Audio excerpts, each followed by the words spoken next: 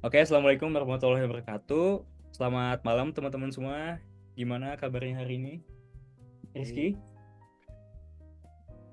Semoga kita dalam keadaan Baik, sehat. baik.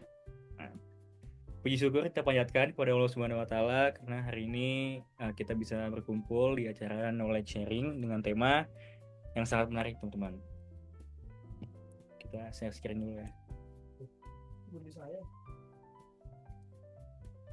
Ini gimana? Oke. Udah kelihatan belum ya?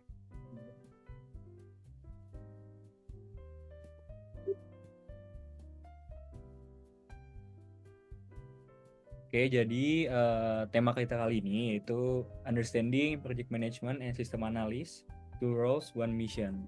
Nah, jadi acara ini akan membahas bagaimana dua peran penting yaitu Project Management dan System Analysis bisa saling melengkapi untuk mencapai tujuan bersama. Mungkin ditunggu dulu ya, soalnya. Nah, udah masuk ya? Oke. Oke, kita langsung next aja. Nah, jadi hari ini kita punya tim yang keren nih. Yang pertama ada saya, Muhammad Hilal Kamal, sebagai CPM atau Certified Associate in Project Management. Lalu ada Muhammad Ilham dan juga Sultan Amar Yunana sebagai BNSP Certified System Analyst. Nah, jadi harapannya teman-teman bisa memahami lebih dalam peran masing-masing dan bagaimana kolaborasi tim ini bekerja di dunia nyata. Jadi siapkan catatan, simak baik-baik, dan jangan ragu untuk bertanya nanti ya. Tanpa lama-lama, yuk kita langsung mulai sesi pertama hari ini. Selamat menyimak dan semoga bermanfaat. Nah, oke. Oke teman-teman, di sini kita akan bahas dua peran penting yang sering muncul dalam dunia kerja, yaitu ada project management dan sistem analis. Nah, walaupun tugasnya beda, ujung-ujungnya mereka punya satu misi yang sama, yaitu menyukseskan suatu proyek. Nah, sebelum kita masuk lebih dalam, saya mau ajak teman-teman untuk mikir dulu nih. Nah, sebenarnya ada yang tahu nggak sih apa itu project management? Atau mungkin ada yang udah pernah dengar istilah ini sebelumnya? Mungkin yang tahu bisa di kolom chat aja ya. Coba.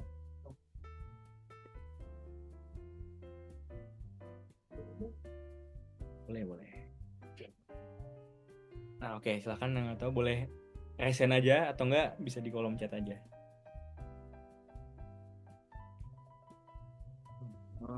Izin menjawab, Kak. Oke, oke. Gimana tuh? Michael Kurniawan. Ya, kalau menurut saya project management itu gimana caranya kita untuk memanage projectnya sih, Kak. Hmm. Ya, sekian. Terima kasih, Kak ya. Oke, oke. Yang lain gimana yang lain? Halo, Ya, gimana? Mas Noval. oh, masuk gak? Project management Suaranya apa maaf sih Mas masuk gak? Noval menurut Mas Noval? Oh, kalau sepengetahuan saya sih kayak project management itu apa ya? Kayak proses perencanaan, pengorganisasian, pelaksanaan dan pengendalian sumber daya gitu untuk mencapai tujuan proyek secara efisien. Jadi Wah, sesuai jawabannya bagus-bagus nih. waktu Ada dan yang bilang tadi sesuai waktu project anggaran. management eh apa tadi mengatur tim ya supaya kerjanya rapi. Itu semuanya benar ya. Nah, tapi tunggu dulu nih sebelum kita masuk lebih dalam ke project management, kita harus paham dulu nih apa itu proyek. Nah, karena proyek itu adalah dasarnya dulu. Kita bisa next aja.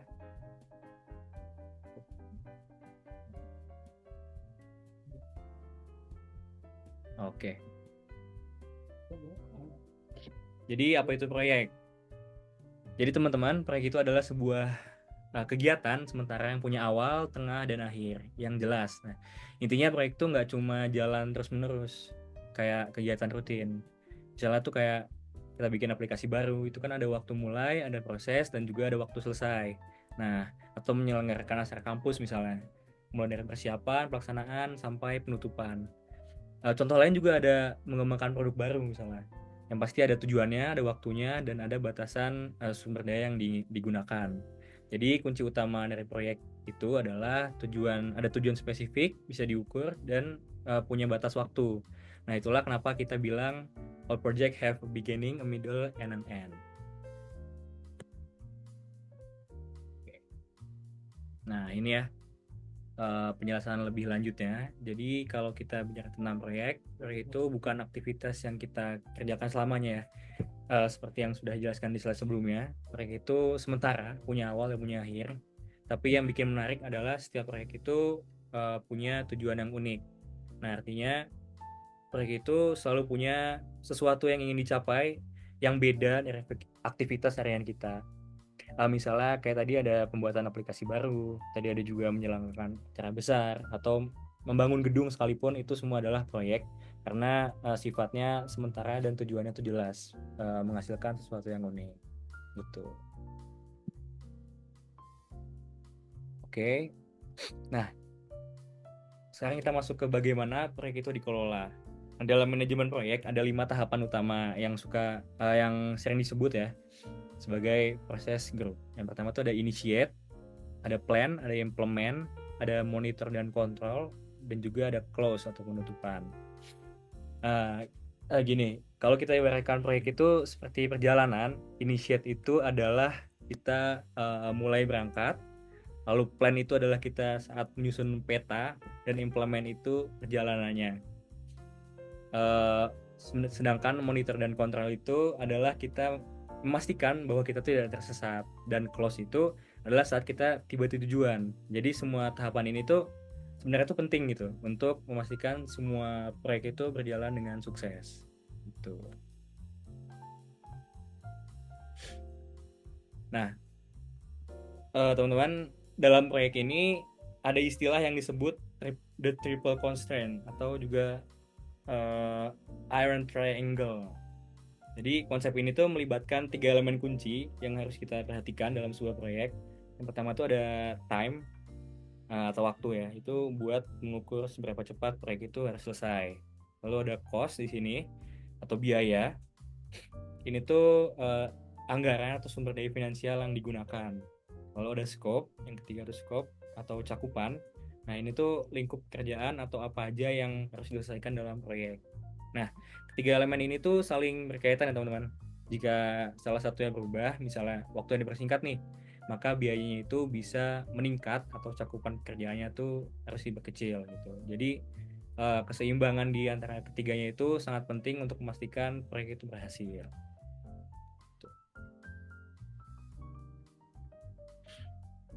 Nah, kemudian di sini konsep triple constraint yang tadi itu berkembang ya teman-teman. Jadi quadruple constraint. Nah, dengan menambahkan satu elemen penting yaitu quality di tengahnya atau kualitas di tengah ini. Jadi kenapa sih harus ditambahin? Karena dalam dunia proyek kita tuh nggak cuma ngejar waktu, biaya, dan lingkup kerjaannya saja nih teman-teman. Tapi hasil akhir proyek ini juga harus jelas, memiliki kualitas yang sesuai dengan ekspektasi. Nah, tapi di sini juga perlu diingat bahwa quality has many definition. Nah, artinya tuh definisi kualitas tuh berbeda-beda tergantung dengan proyeknya apa.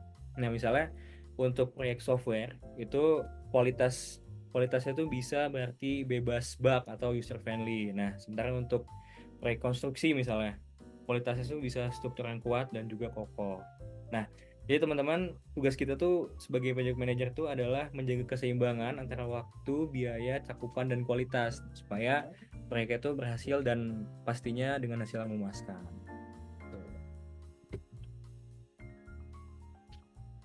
Nah, oke, jadi apa sih itu project management? Nah, teman-teman, project management atau manajemen proyek itu adalah sebuah proses merencanakan sumber daya seperti orang yang mengerjakan proyek, ada anggaran yang dibutuhin, ada alat atau sistem yang mendukung, dan pengetahuan serta inovasi yang digunakan. Nah, tujuannya apa teman-teman? Tujuannya tuh untuk menyelesaikan tugas atau proyek secara efisien. Proyek ini bisa bersifat one time seperti membangun gedung tadi, atau juga bisa juga sustainable seperti mengelola sistem IT di perusahaan. Nah, biasanya project management manajemen proyek ini banyak digunakan di berbagai bidang ya teman-teman. Di sini yang di slide itu ada teknik, ada konstruksi, kesehatan, dan juga TI atau teknologi informasi. Jadi nggak heran nih kalau manajemen proyek itu menjadi skill penting dunia profesional saat ini. Nah, ini ada jenis-jenis project management teman-teman. Ada waterfall, ada agile, ada lean, ada kanban dan juga scrum. Tapi di sini mungkin saya singkat waktu, jadi mengerjakannya waterfall saja. Beritahunya waterfall saja. Jadi waterfall ini bersifat linear ya, dan berurutan. Artinya setiap tahap proyek itu harus diselesaikan dulu sebelum lanjut ke tahap berikutnya. Nah, kalau waterfall ini cocoknya untuk proyek dengan kebutuhan yang jelas sejak awal. Nah, untuk agile nanti bakal jelasin sama sistem analis ya. Kalau ada Nah, selanjutnya seorang project manager. Nah, teman-teman pernah nggak sih ngebayangin kerjaan seorang project manager tuh kayak gimana? Nah, peran utamanya sih simple sih, tapi krusial nih teman-teman. Yang pertama tuh jelas PM itu harus memimpin tim dan memastikan semuanya itu berjalan sesuai rencana. Selain itu, PM juga harus bisa menetapkan tujuan proyek biar arahnya itu jelas, dan juga bisa menyusun timeline untuk menentukan siapa aja bertanggung jawab pada tugas-tugas tertentu. Dan yang gak kalah penting nih, PM tuh harus bisa memastikan hasil akhirnya itu sesuai dengan standar kualitas. Oke, mungkin bisa di next aja. Nah, ini ada dua alat yang biasa digunakan oleh seorang project manager. Nah, jadi project manager tuh nggak cuma ngomong kayak ayo cepat kerjain tugasnya aja gitu. Mereka juga butuh alat bantu biar proyek tuh bisa berjalan dengan rapi dan terpantau dengan baik. Nah, ini di sini ada dua alat yang paling sering digunakan. Pertama tuh ada Gantt chart. Nah, ini tuh bentuknya kayak jadwal proyek yang detail. Jadi semua tahapannya tuh dan tugasnya tuh ditulis di rapi ya dalam bentuk kayak garis waktu kayak gini. Nah, fungsinya apa? Kalau Gantt chart ini fungsinya untuk memantau progres proyek tersebut, kapan mulai, kapan selesai, dan juga siapa aja yang bertanggung jawab. Lalu ada PERT. Nah, kalau Gantt chart ini lebih ke timeline, kalau PERT itu lebih ke visualisasi hubungan antar tugas. Jadi kita tuh bisa ngelihat tugas mana yang harus diselesaikan, dan juga tugas mana yang harus ditunda gitu, supaya tugas berikutnya tuh bisa jalan gitu.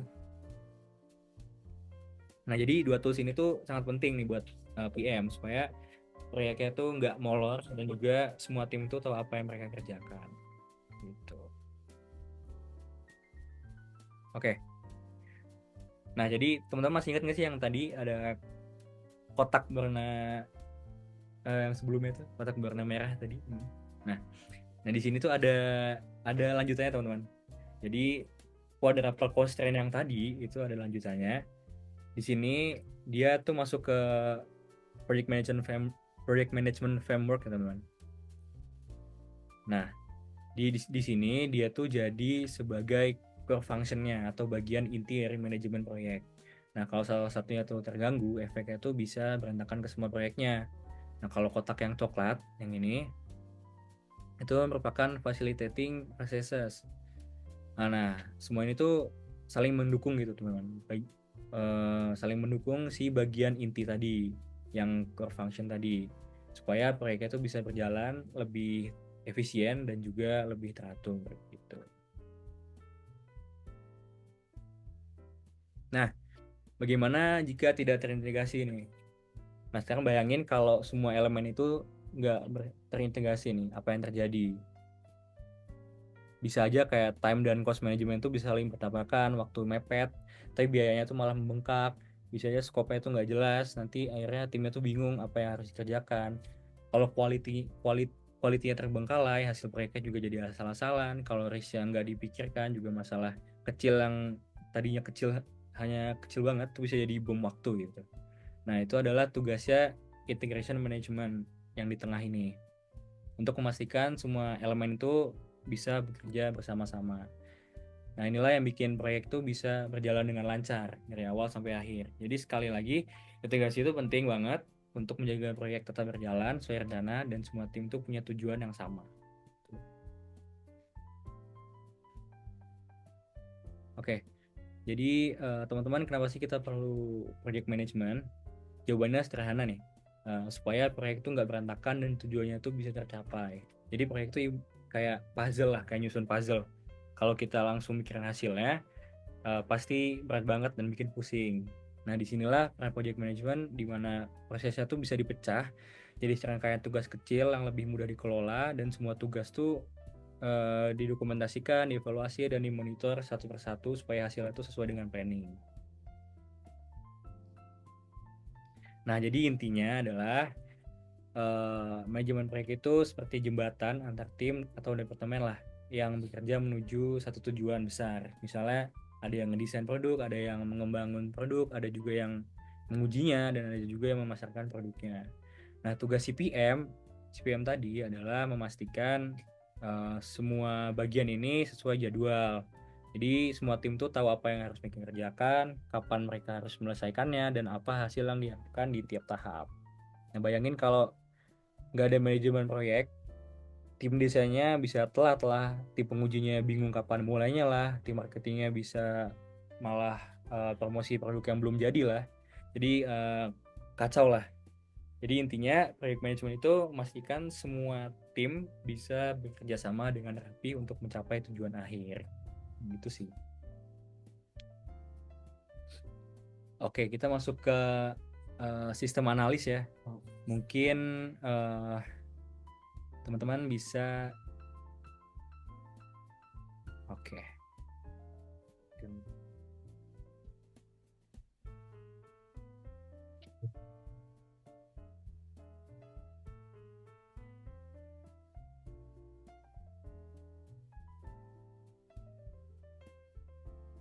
Oke teman-teman, sebelumnya perkenalkan nama aku Muhammad Ilham, aku sebagai seorang sistem analis. Jadi sekarang aku ingin menjelaskan apa sih itu sistem analis. Mungkin teman-teman pada belum tahu apa itu sistem analis. Jadi saya ingin menjelaskan sedikit apa itu sistem analis.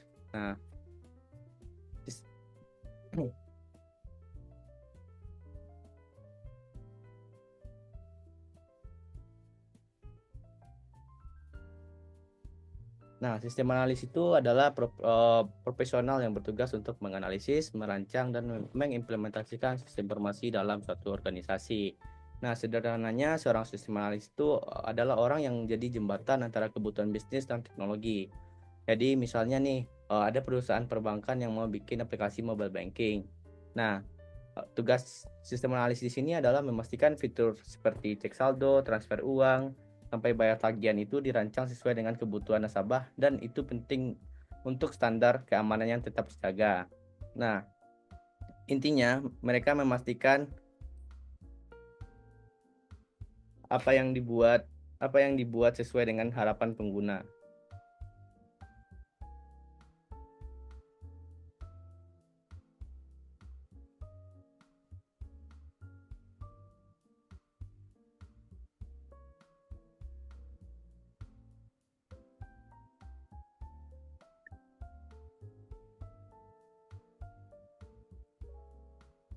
Karena ada gangguan teman-teman.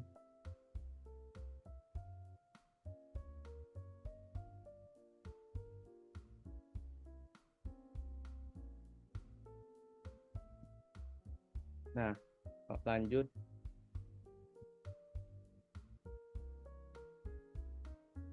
Nah, yang kedua, skill apa sih yang dibutuhkan sebagai seorang sistem analis? Nah, jadi di sini ada 4 poin skillnya. Yang pertama itu ada analytical skill, yang kedua itu ada management skill, yang ketiga itu ada technical skill, yang keempat itu ada interpersonal skill.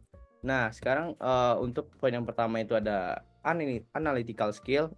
Analytical skill ini sangat penting ya teman-teman. Misalnya ada aplikasi yang performanya bermasalah, sistem analis harus bisa cari tahu apa permasalahannya. Mungkin karena dari sistemnya atau dari pengguna yang belum terpenuhi gitu. Nah, untuk yang kedua itu ada technical skill. Technical skill ini meskipun nggak harus jago coding, teman-teman, tetap harus ngerti teknologi ya. Kayak paham database atau infrastruktur jaringan. Contohnya, kalau ada fitur baru, mereka harus bisa tahu teknologi apa yang paling cocok, teman-teman. Yang ketiga itu ada interpersonal skill. Nah, interpersonal skill ini kuncinya di komunikasi ya teman-teman. Mereka harus bisa ngobrol sama tim IT yang mungkin paham tentang teknis banget nih. sekaligus ngejelasin ide ke manajer yang mungkin nggak punya background teknologi gitu. Nah, yang keempat itu ada manajemen skill. Nah, manajemen skill ini bisa manage semuanya itu teman, biar bisa tujuannya tercapai, waktunya nggak molor dan semuanya tetap on track.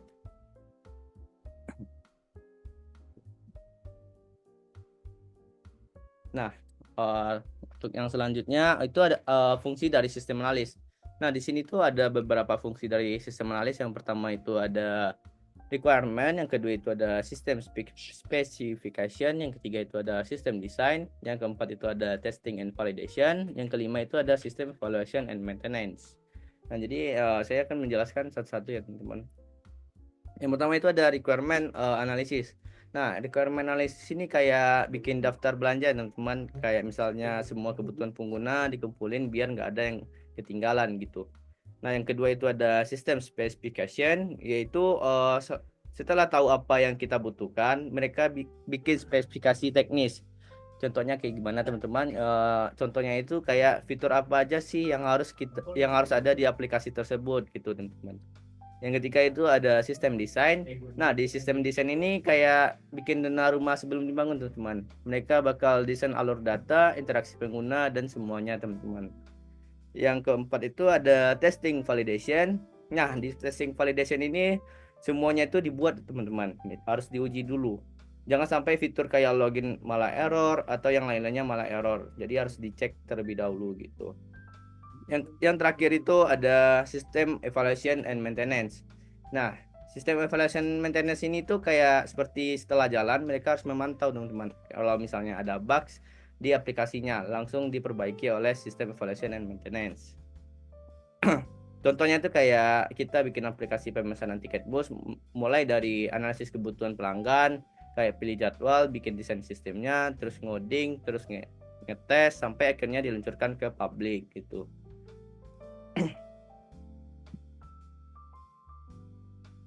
Nah, di sini tuh ada gambar tentang pengembangan sistem informasi teman-teman. Di sini tuh ada dari sistem analis ke manajer, software programmer ke sistem analis, technical spesialis ke sistem analis, vendor ke and supplier ke sistem analis, user ke sistem analis, sistem stakeholder ke sistem analis, external company ke sistem analis.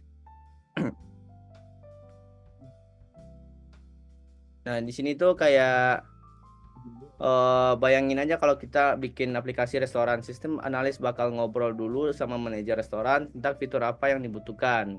Misalnya kayak pemesan meja, lalu berdiskusi sama programmer tentang spesifikasi teknis yang dibutuhkan. Terakhir itu ngobrol juga sama pelayan restorannya untuk memastikan aplikasinya gampang dipakai. Partisipan akan merasa lebih terhubung karena presentasi yang dibuat lebih santai teman-teman, tidak kaku dan berfokus pada audiens. Terus kita tinggal menyesuaikan dengan bahasa tubuh atau interaksi langsung seperti melibatkan peserta dengan pertanyaan ringan, teman-teman.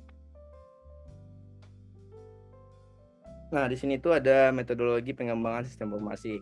Nah, itu di metodologi ini tuh ada pertanyaan kunci. Yang pertama itu apa sih metodologi?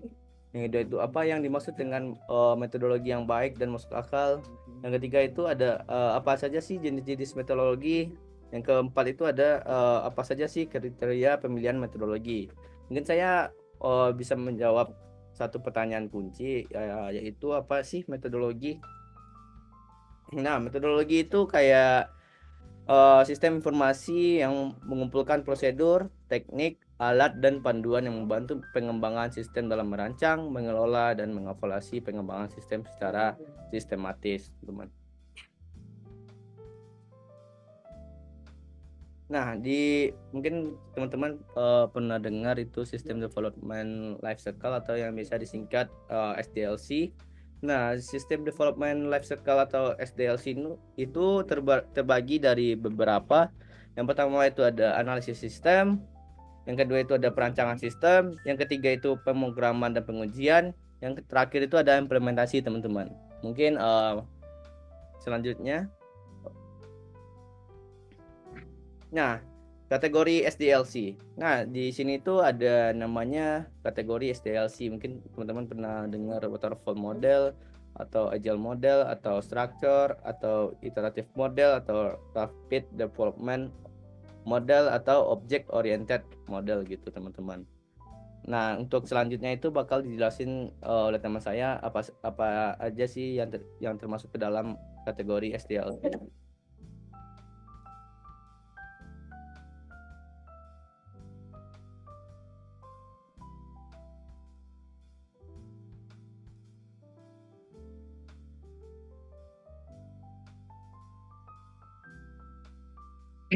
Oke.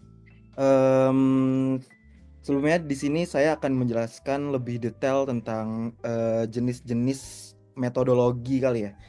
Sini ada terbagi menjadi 3. Itu ada pengembangan terstruktur, pengembangan rapid action, dan juga yang terakhir ada pengembangan agile. Oke. Nah, ini tuh namanya metode waterfall. Dia tuh masuknya ke dalam sistem pengembangan terstruktur. Nah, jadi kalau kita ngomongin waterfall ini tuh salah satu metode pengembangan sistem yang struktur banget gitu. Jadi sesuai namanya ya, kayak dia bentuknya tuh kayak air terjun. Jadi semua proses itu dia jalannya step by step. Jadi mulai dari planning, terus dia lanjut ke analisis, dan lanjut ke desain, baru nanti ke tahap-tahap berikutnya. Tapi ada hal yang penting banget. Kalau di tengah-tengah proses, misalnya kita lagi di tahap desain, terus tiba-tiba sadar kayak, kayaknya ada yang kurang di analisis deh. Itu bakal jadi challenging banget buat balik lagi. Soalnya waterfall ini dia tuh sifatnya linear banget kan, yang tadi udah sebut sama teman saya. Jadi nggak ada konsep iterasi atau revisi lagi di tengah jalan gitu. Nah, kelebihannya tuh kalau waterfall itu dia teh lebih cocok banget buat project yang super clear gitu lah dari awal gitu. Jadi semua kebutuhan mulai dari stakeholder sampai teknis sistem itu tuh semuanya udah didefinisikan gitu dengan jelas sebelum masuk tahap pemrograman atau coding gitu. Contohnya kayak fitur apa aja sih yang mau ada gitu, tampilannya kayak gimana, prosesnya kayak apa, semua tuh udah fix duluan gitu. Selain itu dari segi manajemen juga model ini tuh terorganisir banget gitu. Jadi kayak buat proyek yang kebutuhannya stabil dan udah jelas, kalau pakai metode waterfall ini oke banget sih gitu. Tapi kalau misalnya kita ini pakai metode waterfall juga ada kekurangannya, kayak dia tuh sifatnya rigid gitu. Kalau ada perubahan di tengah jalan, dia tuh bakal susah banget karena kayak klien juga harus sabar gitu karena nggak bisa nyoba sistemnya di tengah proses gitu. Jadi misalnya proyek tuh butuh waktu setahun, klien nggak bisa bilang kayak boleh dong lihat progresnya dulu, nggak bisa karena sistemnya tuh baru bisa dipakai pas semuanya selesai. Jadi waterfall ini tuh lebih cocok buat sistem yang kebutuhannya tuh udah well defined banget lah gitu sejak awal. Nah, selanjutnya nih ada parallel model. Dia tuh variasi dari waterfall, dia juga masuk ke dalam pengembangan terstruktur. Jadi ini tuh masuk ke pengembangan sistem struktur ya, kayak waterfall yang tadi sudah bilang. Cuma bedanya ini di cara kerjanya gitu. Kalau di waterfall tadi kan yang saya bilang semua proses kan jalannya step by step ya. Nah kalau di parallel model ini beberapa subproyek itu bisa dikerjain bersamaan gitu. Nah metode ini tuh menarik sih. Kayak dia tuh cocok banget buat klien yang pengen lihat hasil proyeknya lebih cepat. Kayak nggak sabaran, kayak kalian tau lah detik size kayak gimana sih progresnya, udah bisa dilihat apa belum. Di sini kita bisa mulai bikin dari desain umum terlebih dahulu. Nanti setelah itu desainnya dibagi beberapa subproyek kecil, misalnya kayak sub 1, sub 2, sub 3 yang dikerjakannya itu barengan. Nanti semuanya habis itu dikerjain barengan, nanti akan diintegrasikan di akhir proses gitu. Kalau misalnya kita pakai metode ini, kita tuh bisa menghemat waktu karena nggak perlu nunggu proses sebelumnya selesai buat mulai tahap berikutnya. Jadi pas klien butuh sesuatu yang cepat, jadi ya model ini menurut saya cukup fleksibel sih gitu. Tapi kalau pakai parallel mode juga, dia ada tantangannya gitu. Dia kan sifatnya paralel, jadi ya semua tim atau yang membuat project itu dia harus ya super on point lah gitu, tepat waktu gitu. Jadi setiap subproyek itu harus harus selesai sesuai jadwalnya gitu. Biar nanti semuanya diintegrasikan, nggak ada masalah kayak sub ini belum siap, harus revisi dulu, nggak bisa. Jadi walaupun lebih cepat ya tetap butuh koordinasi yang rapi banget gitu deh. Nah, selanjutnya ada pas development, dia tuh masuknya ke pengembangan rapid action. Nah, dia tuh masuk ke pengembangan rapid action. Jadi model ini tuh unik banget karena pembagian prosesnya itu berdasarkan versi-versi sistem. Gampangnya gini, proyek dimulai dengan planning dan analisis. Terus dilanjut dengan desain dan implementasi buat bikin sistem versi pertama. Nah, versi pertama ini biasanya sifatnya fitur-fitur yang paling dasar dulu, yang penting. Jadi, core-nya ini udah selesai, meskipun belum sempurna. Setelah itu, output dari versi pertama bakal jadi input buat bikin versi berikutnya. Gitu. Misalnya pas versi pertama selesai, kita lanjut lagi ke analisis buat versi kedua. Tambahin fitur baru, dan begitu terus sistemnya lengkap sesuai dengan keinginan kliennya. Gitu. Kelebihannya apa sih? Ya karena kelebihannya itu karena model ini berbasis versi, jadi sistemnya tuh bisa jadi cepet gitu. Jadi klien nggak perlu nunggu kayak lama banget buat coba sistem awal karena versi dasarnya udah bisa dipakai dulu gitu. Nah, kalau untuk kekurangannya, ini sistem awalnya cuma basic gitu. Jadi kadang klien jadi ke bawah pengen nambah-nambah fitur terus, alias kayak minta ini, minta itulah tanpa batasan yang jelas gitu. Kalau nggak ada kesepakatan yang solid antara pengembang dan stakeholder, ya proyek ini bisa nantinya jadi melebar ke mana-mana gitu. Contohnya nih, kita bikin reservasi tiket gitu. Versi pertama cuma fokus ke fitur booking tiket dasar. Terus versi kedua mungkin tambah fitur kayak misalnya pembayaran online. Dan versi berikutnya tambahin mungkin something kayak notifikasi otomatis gitu. Nah, dengan cara ini nanti klien juga bisa coba sistem sambil kita terus kembangkan sampai fitur yang lebih kompleks itu selesai gitu. Selanjutnya ada mana nih, kok nggak bisa connect ya? Sebentar. Ini apa sih? Oh, Extreme Programming ya. Sebentar.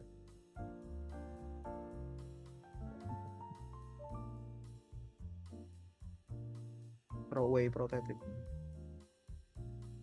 Oke. Bener sih. Selanjutnya ada throwaway prototype gitu. Jadi prototyping itu sesuai namanya ya. Dia bikin prototype atau sistem awal dengan fungsi minimal alias sekedar gambaran kasar aja gitu. Jadi prosesnya dimulai dari planning, terus lanjut ke analisis, terus masuk ke desain dan akhirnya nanti jadi prototype sistem gitu. Nah, kalau misalnya pakai metode ini, prototype ini dia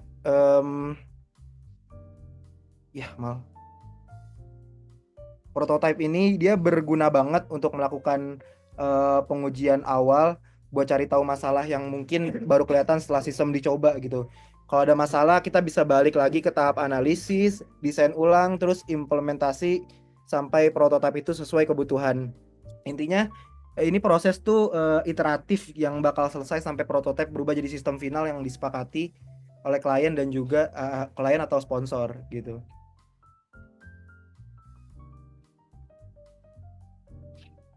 Selanjutnya ada pengembangan Agile nih ya, Extreme Programming. Dia pengembangan iteratif dalam Agile.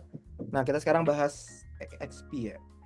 Jadi XP ini tuh beda banget sama metode yang kaku-kaku karena fokusnya ada di iterasi alias prosesnya yang berulang-ulang gitu. Contohnya kita bikin sistem, terus sistemnya udah selesai nih, tapi nggak langsung berhenti di situ. Kita analisis lagi, cek mana yang kurang, perbaiki, tambahin fitur baru, dan begitu terus sampai akhirnya kita dapat final system yang benar-benar sesuai kebutuhan kliennya gitu.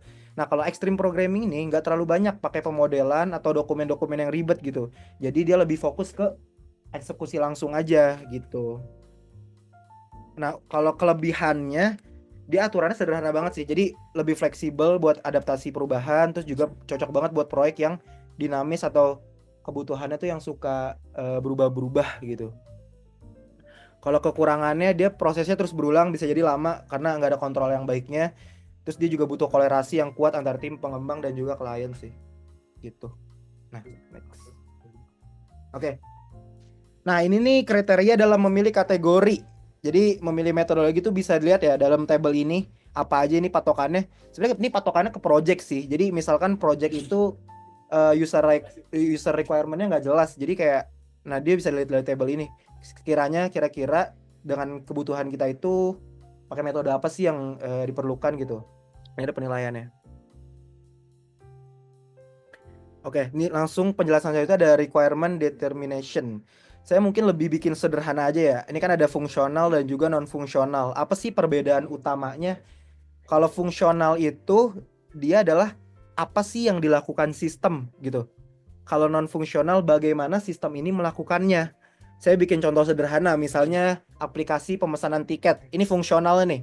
Kalau fungsionalnya misalnya pengguna bisa mencari jadwal bus, pengguna dapat memesan tiket secara online, pengguna menerima etiket dari email. Nah, kalau misalnya non fungsionalnya lebih kayak kira-kira sistem ini nih mampu nggak ya menangani 1.000 pengguna secara bersamaan tanpa crash gitu. Terus sistem ini mampu nggak ya memproses pembayaran dalam waktu kurang misalnya 3 detik gitu.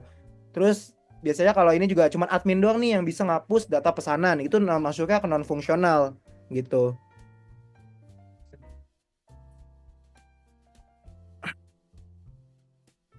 Nah, teknik dan strategi apa sih untuk mengumpulin kebutuhan data? Di sini ada 5 ya. Kita bisa melakukan wawancara, bisa melakukan kuesioner, kita bagi-bagiin, terus bisa observasi langsung ke tempat, dan juga kita bisa melakukan analisis dari dokumen aja, dari studi kasus yang ada, dan yang terakhir bisa dari joint application development.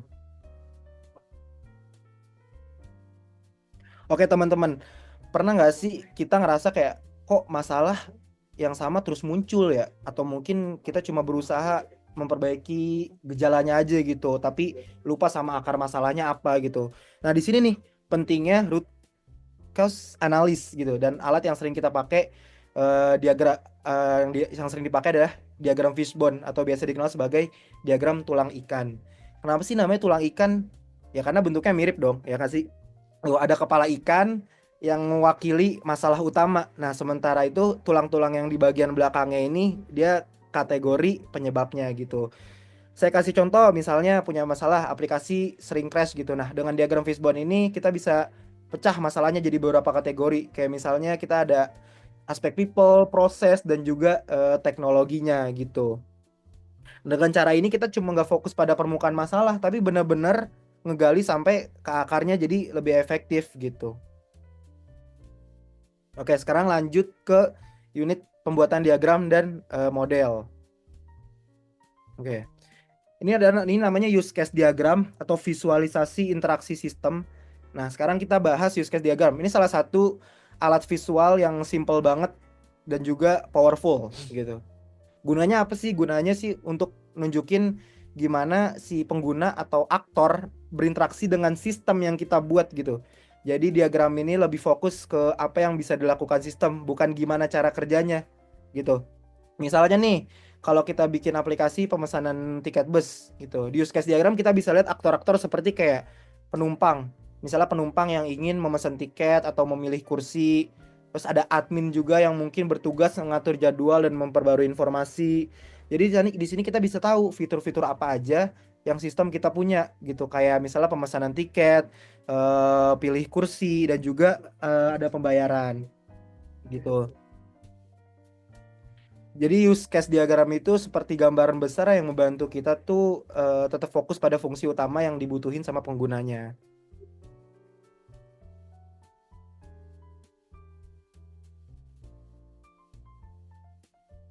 Oke.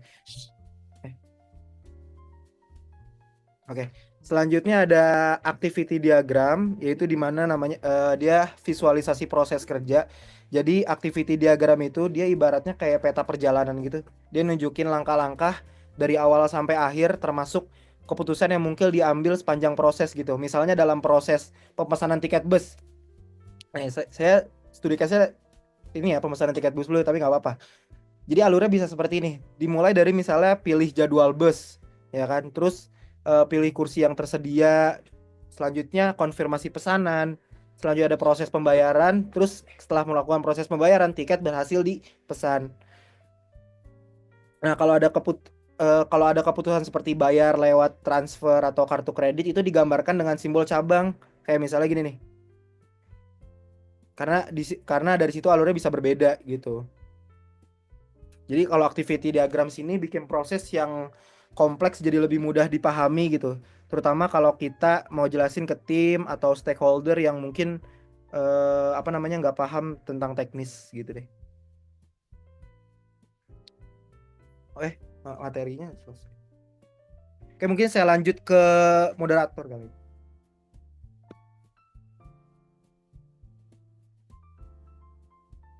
Oke. Oke teman-teman, selanjutnya ada sesi Q&A. Jadi kalau ada pertanyaan atau yang mau ditanyakan atau masih ada yang ngeganjel nih, bisa langsung aja tanya di kolom komen atau bisa on mic aja teman-teman. Jadi mungkin gini deh, dibagi dua. Jadi ada satu pertanyaan untuk project manager, satu juga pertanyaan dari sistem analis gitu. Oke. Mungkin teman-teman ada yang mau nanya?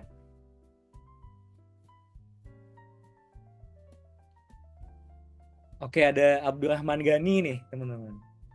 Oke, mungkin Abdurrahman bisa on mic aja. Halo. Ya. Gimana Abdurrahman? Ada yang ditanyain? Kenalin, nama aku Abdurrahman Gani. Mungkin sini aku mau tanya khususnya untuk project manager ya. Jadi pernah nggak sih seorang PM ini ngerasa kayak ini pokoknya kayaknya mustahil deh gitu. Tapi akhirnya malah berhasil. Kalau menurut kakak, anggaplah kakak jadi seorang PM beneran nih. Gimana nih cara bikin proyek yang tadinya mustahil ini jadi possible gitu untuk dikerjain. Makasih. Oke. Oke, jadi saya ulangin ya pertanyaan dari Abdurrahman Gani. Jadi kamu tuh nanyain kalau gimana sih cara bikin proyek yang tadinya tuh mustahil buat dikerjain tuh jadi possible gitu ya. Nah,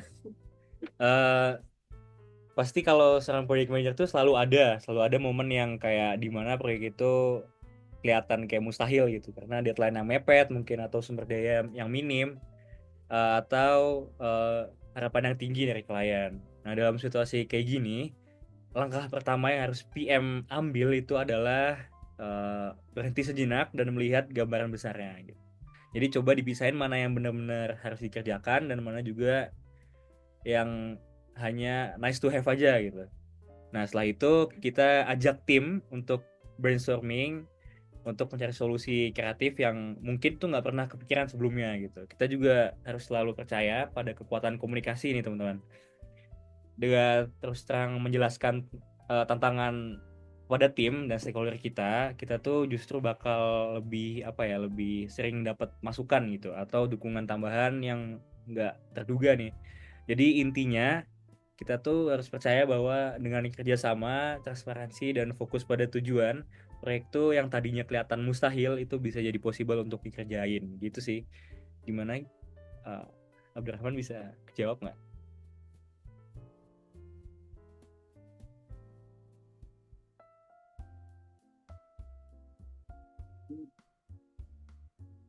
Oke, mungkin udah kejawab ya.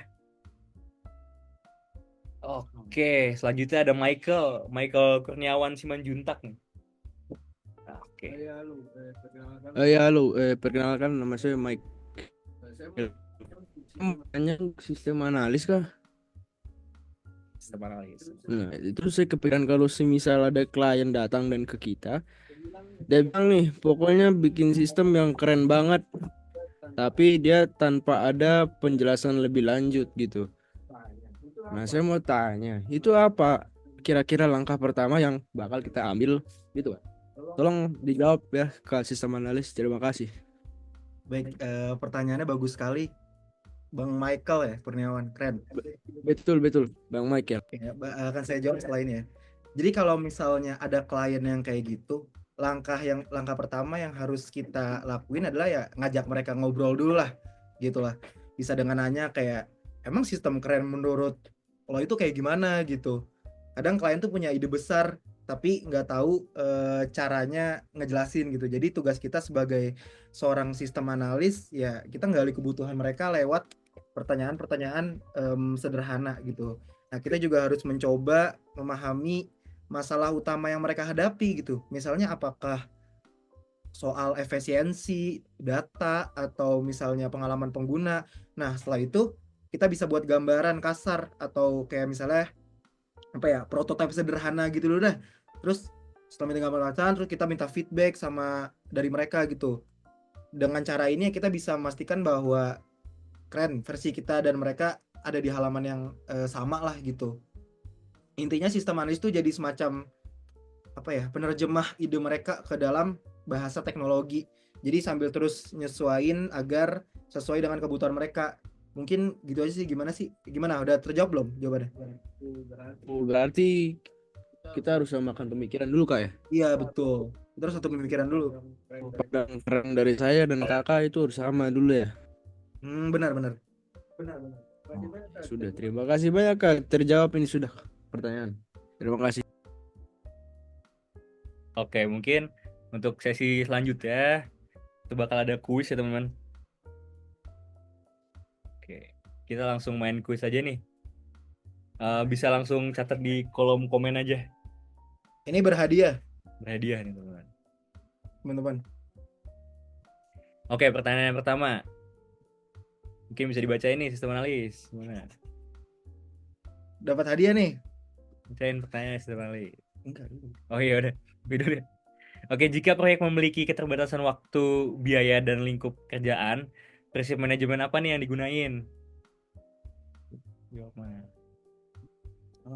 Jawabannya ada triple constraint atau quadruple constraint.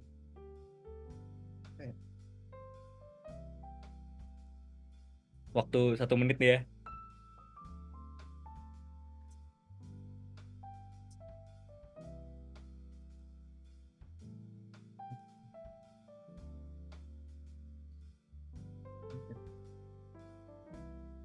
Oke. Oke, udah ada yang jawab nih. Mana nih yang jawab? Triple constraint. Oke, jawabannya bener apa enggak ya? Coba kita lihat ke slide selanjutnya. Wih, bener nih teman-teman. Jawabannya triple constraint. Siapa yang jawab pertama tadi? Bang Michael. Bang Michael Kurniawan Simanjuntak. Mantap. Tapi belum selesai, masih ada 4 Masih ada beberapa pertanyaan lagi nih. nih. Oke, pertanyaan selanjutnya. Apa tujuan integration management?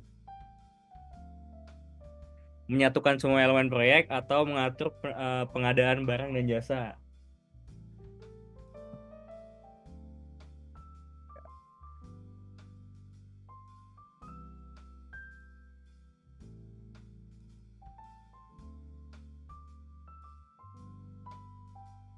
Ayo ditunggu nih. Menyatukan semua elemen proyek. Oke, Bang Michael lagi nih. Bang Michael ini banget ya? Ini banget ya, aktif banget nih. Aktif banget nih Bang Michael. Bakal jadi dapat ini sih. Coba kita lihat jawabannya. Coba kita lihat jawabannya ya. Wis, Gokil. menyatukan semua elemen proyek. Bener-bener. Bang Michael lagi nih. Bang Michael jago banget kayaknya. Jawabannya dari tadi 2 pertanyaan bener semua nih. Oke, kita lanjut aja nih. Oh, ini pertanyaan tentang sistem analis nih. Bisa dibacain, ayo. Apa peran utama seorang sistem analis? Ayo tulis di kolom chat.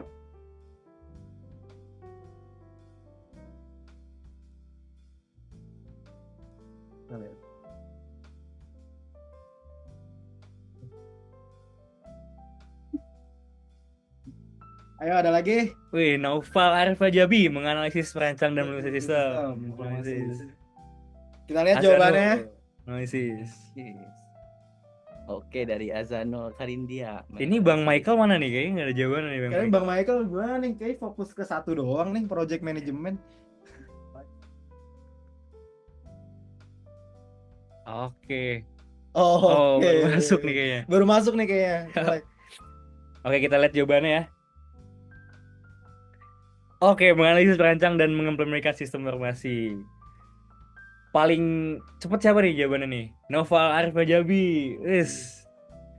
Kayaknya 2-1 nih Michael sama Noval saling salip-salip. Oke. Selanjutnya pertanyaan keempat, bisa langsung bacain aja. Oke, pertanyaan keempat itu apa sih keterampilan utama yang diperlukan oleh seorang sistem analis?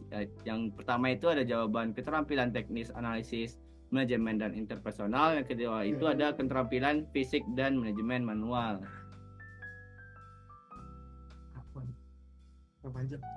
Keterampilan teknis. Oke. Coba ya kita lihat ya jawabannya ya. Ini adu mekanik nih si Michael sama Noval. Oke, bener banget nih jawabannya keterampilan teknis, analitis, manajemen dan interpersonal. Oke. Tadi yang jawab duluan Noval dulu ya yang paling lengkap nih jawabannya, Noval dulu nih.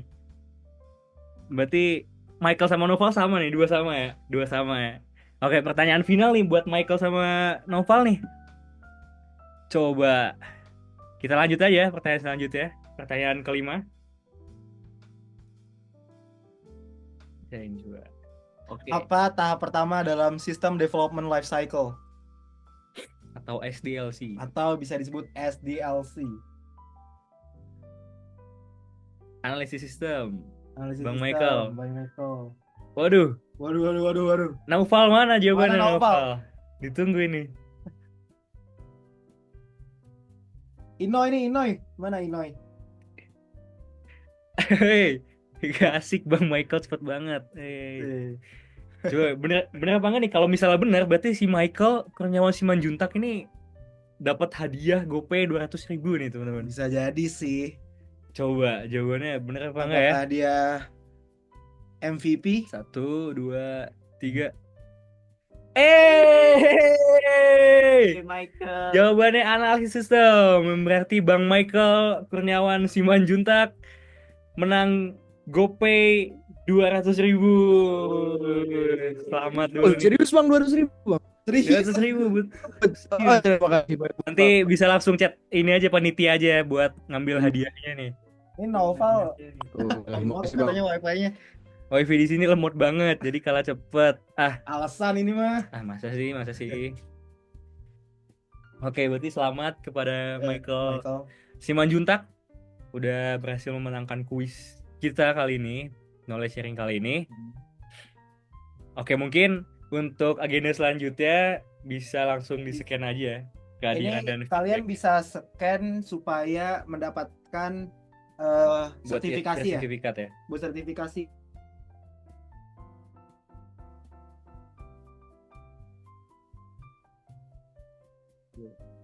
Sampurna.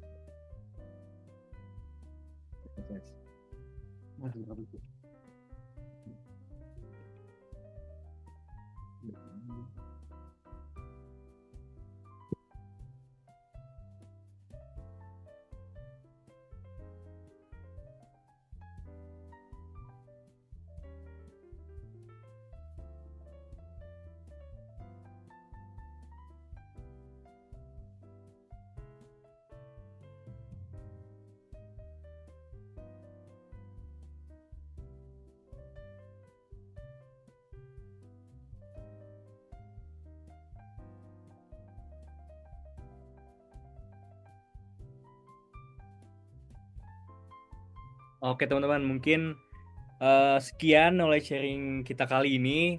Ini sebelum ditutup kita bisa dokumentasi dulu ya. Oke, mungkin untuk Bang Michael sama Noval ada yang aktif banget nih, bisa langsung on cam aja nih. Ada yang komen baca. Maaf, ini apakah ada kuis kedua yang tadi sempat ketinggalan? Maklum hadir bulan. Aduh, kamu telat banget nih, Agripina. Kak Noval mana nih Kak Noval? Ayo kita ini dokumentasi dulu nih Kak Noval. Noval Rizwa Kurniawan.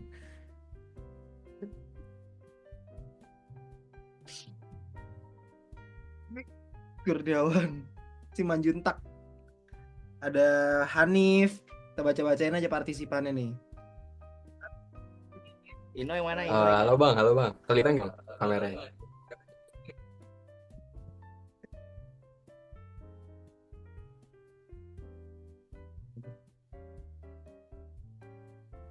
Bang, ini nge-lag punya saya, Bang. Nge-lag ya? Oke, bentar.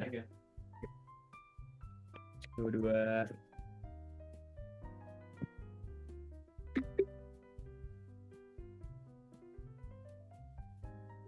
Oke, sebentar. Partisipannya kamu. Udah tadi partisipan.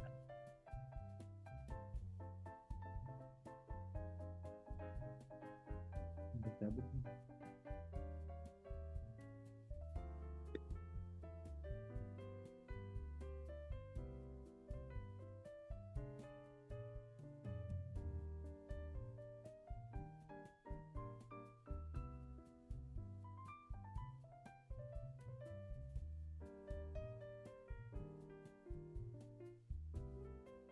Oke, mungkin untuk teman-teman bisa silahkan leave meetingnya aja ya kalau ada keperluan lain, karena knowledge sharing kali ini sudah selesai.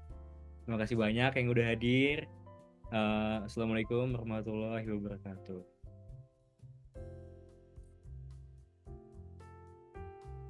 Waalaikumsalam warahmatullahi wabarakatuh.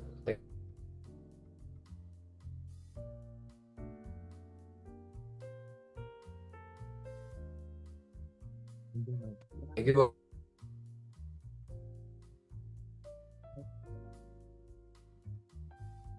Tapi record. Iya.